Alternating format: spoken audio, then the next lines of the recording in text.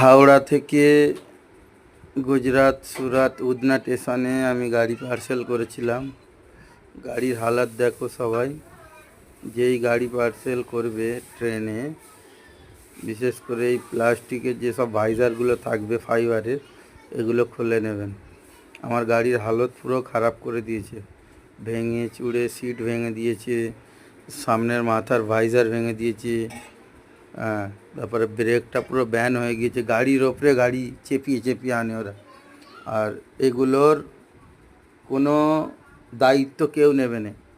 2.5-3 ঘন্টা ঘোরাঘুরি করার পরে লাস্টে বাধ্যতায় বিরক্ত হয়ে গাড়ি নিয়ে চলে এসেছি, ভাঙা গাড়ি নিয়েই চলে এসেছি। যেই গাড়ি পার্সেল দাও যাই করো, খুব সতর্কতার সঙ্গে দেবে, নাহলে এগুলোর দায়িত্ব কোনো রেলওয়ে কিন্তু নেয় না। কোনো গাড়ির রেলওয়ে এগুলোর কোনো দায়িত্ব নেয় না, ঠিক আছে।